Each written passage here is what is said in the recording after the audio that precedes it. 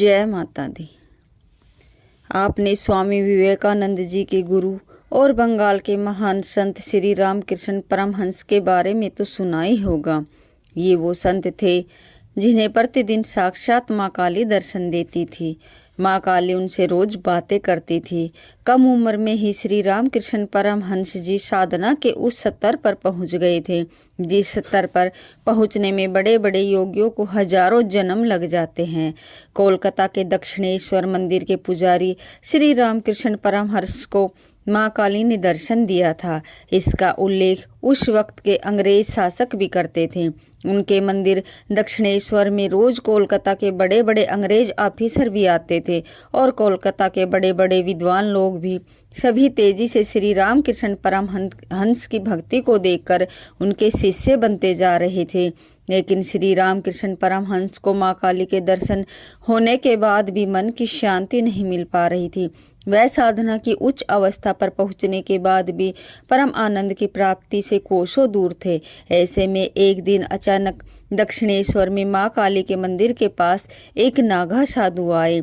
इन नागा साधु का नाम तोतापुरी था। तोतापुरी जी ने जब श्री रामकृष्ण परमहंस को देखा तो वह पहचान गए कि रामकृष्ण परमहंस जी परेशान हैं और उनकी परेशानी की वजह क्या है। श्री रामकृष्ण परमहंस जी ने उन्हें बताया कि उनको रोज माँ काली के दर्शन होते हैं, फिर भी उनकी समाधि टूट जाती है। तब तोतापुरी जी ने उन्हें समझाया कि जब तक श्री रामकृष्ण माँ काली के शरीर रूप का दर्शन करते रहेंगे तब तक उनकी समाधि पूर्ण नहीं होगी।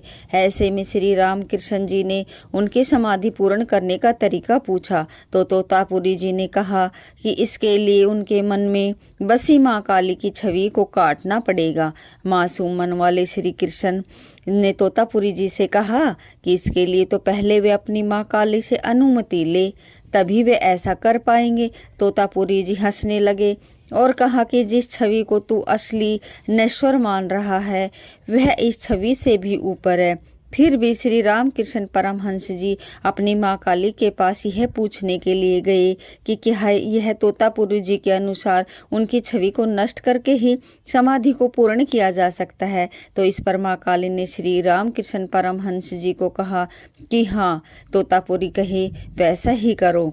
इसके बाद श्री रामकृष्ण परमहंस नागा संत तोतापुरी के पास आए। तोतापुरी जी ने उन्हें ध्यान लगाने के लिए कहा, लेकिन ये क्या, जैसे ही श्री रामकृष्ण परमहंस ध्यान में डूबते वो माँ काली से बातें करने लगते। वो माँ काली से बातें करते हुए रोने लगते। ऐसे करते देख तोतापुरी जी ने उनसे कहा कि तुम माँ काली का ध्यान करो ही मत, तुम सिर्फ निराकार या बिना आकार पर अपना ध्यान लगाओ। अब श्री रामकृष्ण जी फिर बार बार ध्यान लगाते, लेकिन फिर उनका ध्यान माँ काली की छवि पर लग जाता और वो माँ काली से बात करने लगते। तब तोतापुरी जी ने कहा कि तुम्हें अपनी काल्पनिक तलवार से माँ काली की छवि को काटना होगा, तभी तुम साकार से निराकार ब्रह्मा तक पहुँच पाओगे। श्री रामकृष्ण जी ने ऐसा ही करने की कोशिश की।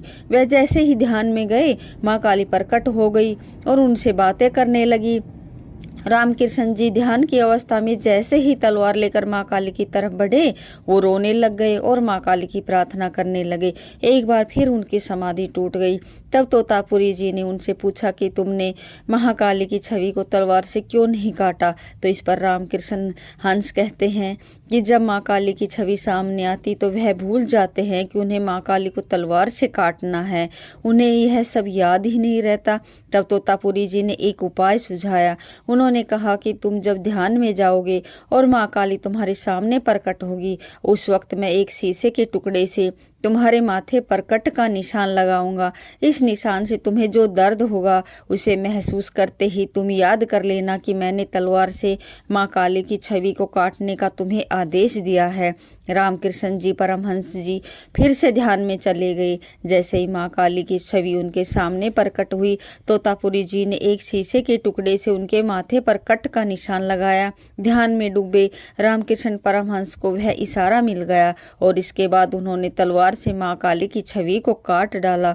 इसके बाद जो हुआ वो अद्भुत था। श्री रामकृष्ण परमहंस निराकार ब्रह्मा की समाधि में 3 दिनों तक लीन रहे। उनकी समाधि पूर्ण हो गई। जब श्री रामकृष्ण जी की समाधि पूर्ण हुई तो वह माँ काली के असली निराकार स्वरूप को समझ चुके थे और इसके बाद ही उन्हें परमहंस की उपाधि दी गई। ये उपाधि उन्हीं लोगों को मिलती है जो निराकार और साकार ब्रह्मा दोनों को जान लेते हैं और समाधि की सबसे ऊंची अवस्था को प्राप्त कर लेते हैं। अगर आपको वीडियो अच्छी लगी तो कमेंट में जय माता दी जरूर लिखना।